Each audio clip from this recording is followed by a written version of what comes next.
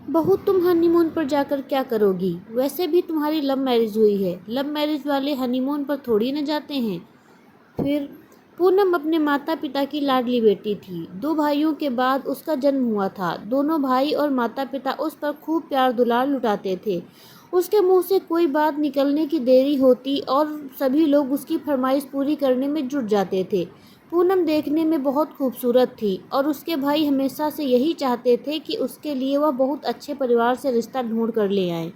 लेकिन कॉलेज में ही पूनम को पंकज पसंद आ गया था। पूनम ने सबसे पहले यह बात अपने दोनों भाइयों को बताई। उन दोनों ने अपने स्तर पर पंकज की छानबीन की तो उन्हें पंकज बहुत अच्छा लड़का लगा। फिर उन लोगों ने पूनम से कहा कि पहले तुम अपनी पढ़ाई लिखाई पर ध्यान दो, उसके बाद जब तुम्हारी शादी का समय आएगा तो हम पापा से बात करेंगे। पूनम खुशी खुशी अपनी पढ़ाई में जुट गई। पंकज भी पूनम का बहुत ध्यान रखता था, लेकिन उसने अभी तक घर पर पूनम के बारे में कुछ नहीं बताया था। जब दोनों की पढ़ाई पूरी हो गई तो कुछ ही महीनों में दोनों मल्टीनेशनल कंपनी में काम करने लगे। सहयोग से वह दोनों एक ही कंपनी में काम करने जाते थे, इसीलिए दोनों का कॉलेज के बाद भी मिलने जुलने के अवसर मिलने लगे थे। अब पूनम के भाइयों को उसके विवाह की चिंता सताने लगी तो उन दोनों ने अपने पापा से पंकज के बारे में बात की। पूनम के पिताजी ने अपने बेटों से कहा कि तुम लोग पूनम के लिए जो भी सोचोगे वह अच्छा ही होगा।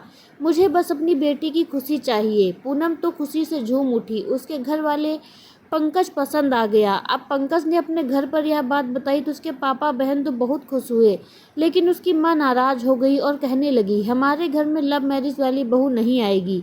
इस बात से पंकज हैरान रह गया और कहने लगा, माँ, इस बेतुकी बात का क्या मतलब है? पूनम हर तरह से मेरे लिए परफेक्ट है। अगर आप उससे मेरी शादी नहीं करवाएंगी तो मैं किसी और से भी शादी नहीं करूँगा। पंकज जिद पर अड़ गया और देखते ही देखते 4 साल गुजर गए। तब जाकर मजबूरन पंकज की मां को भी अपना फैसला बदलना पड़ा और पूनम उसके घर की बहू बनकर आ गई। पूनम की शादी को सप्ताह भर हो चुके थे। उसके जेठ जेठानी अपने बच्चों समेत दिल्ली चले गए थे। पूनम शादी के बाद बहुत खुश थी, क्योंकि पंकज ने इतने सालों के इंतजार के बाद उसे खूब टूट कर प्यार दिया था। पूनम के चेहरे का रंग खिल सा गया था। सप्ताह भर के बाद दोनों हनीमून पर जाना था। दोनों हॉल में बैठकर शॉपिंग की लिस्ट बना रहे थे। तभी उसकी सासू माँ वहाँ पर आ गईं और कहने लगी, बहू, मैंने सुना है कि तुम लोग हनीमून पर जा रहे हो। पूनम कुछ बोलती उससे पहले ही पंकज बोल पड़ा, हाँ माँ, हम लोग हनीमून पर जाने वाले हैं। उसकी सास ने अपने बेटी की बात को अनसुना करके अपनी बहू की ओर देखते हुए कहा, बहू, तुम हनीमून पर जाकर क्या करोगी? वैसे भी तुम्हारी लव मैरिज हुई है।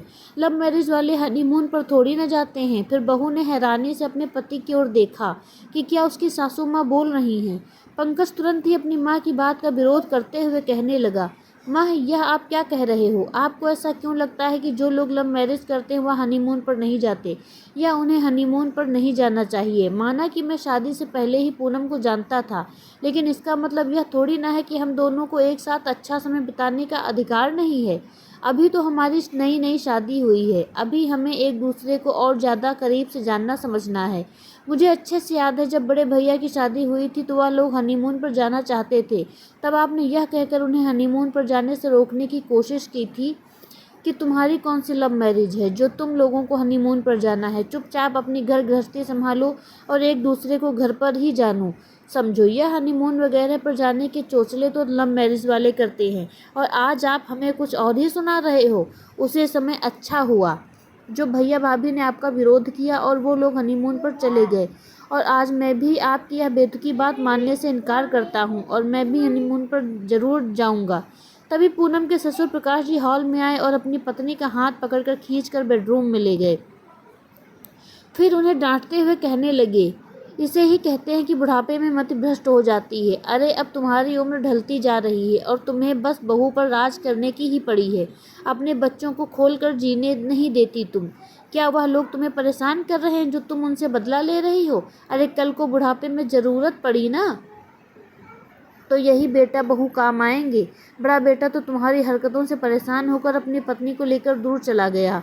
अब तुम क्या चाहती हो कि छोटा बेटा भी घर छोड़कर भाग जाए? बच्चों को जैसे रहना है रहने दो, बस वह तुम्हारा ध्यान रख सके इस लायक रिश्ता बचाकर रख लो। वैसे भी वह कोई गलत काम नहीं कर रहे हैं। आजकल के तो बच्चे बड़े बुजुर्गों के साथ रहना तक नहीं पसंद करते। यह लोग हमारे साथ रह रहे हैं, इतना ही हमारे लिए काफ़ी है। हमारा बेटा हमें कितना सम्मान देता है। जब तुमने पूनम के लिए इनकार कर दिया था तो यह चाहता तो उससे शादी करके अपनी गृहस्थी अलग बसा सकता था।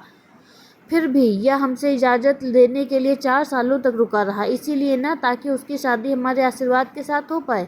अब तुम भी बड़प्पन दिखाओ और अपने बच्चों की खुशी के बारे में सोचो, वरना वो दिन दूर नहीं जब बड़के की तरह छोटा भी हमें अकेला छोड़कर, तब तुम इन घर की दीवारों पर राज करना। और मैंने बेटे बहू के साथ बुरा व्यवहार नहीं किया है, मैं उनके साथ ही जाकर रह सकता हूँ, लेकिन तुम अकेले इतने बड़े घर में क्या करोगी, यह तुम अभी से सोच लो। इतना कहकर वह गुस्से से बाहर चले गए। अब तो पूनम की सास घबरा गई थी, क्योंकि उनके पति ने उनके भविष्य का आईना दिखा दिया था। छोटे बेटे ने भी हनीमून पर जाने की बात को लेकर विरोध कर ही दिया था। अब पूनम की सास को अपने सता चरमराती हुई दिखाई दी, तो अपनी शर्मिंदगी से बचने के लिए वह वापस हाल में आई। पंकज और पूनम वहीं पर बैठे हुए थे। पूनम की सास ने पंकज की ओर देखते हुए कहा, अच्छा बेटा, कोई बात नहीं, तुम लोग हनीमून पर जाने का मन है तो चले जाओ, मैं तुम लोगों को अपनी तरफ से इजाज़त देती हूँ। इजाज़त शब्द बोलते हुए उनके स्वर कांप उठे, क्योंकि यहाँ पर तो इजाज़त वाली कोई बात ही नहीं थी। फिर भी माँ का सम्मान बनाए रखने के लिए पंकज खुश होते हुए बोला, बस माँ, आपकी इजाज़त मिल गई, अब हम खुशी खुशी हनीमून पर जा सकते हैं। इतना कहकर उसने मुस्कुराकर पूनम की ओर देखा तो पूनम ने भी राहत की सांस ली। वह भी ऐसे कराह भरे माहौल में कहीं घूमने फिरने के पक्ष में नहीं थी, लेकिन सास की बातें सुनकर तो उसका भी दिमाग ही घूम गया था। मगर अब पूनम की सास समझ गई थी, यदि बच्चों पर दबाव बनाकर रखा जाए तो उन्हें अपनी दुनिया अलग बसाने में ज़्यादा समय नहीं लगेगा। दोस्तों, कुछ लोग अपनी ज़िंदगी तो जी लेते हैं, लेकिन अपने बच्चों की ज़िंदगी में हमेशा दखल देते रहते हैं। ऐसे लोगों को यह सोचना चाहिए कि बच्चे खुश रहेंगे तभी तो बुजुर्गों को अच्छे का ध्यान रख पाएंगे। आपको यह कहानी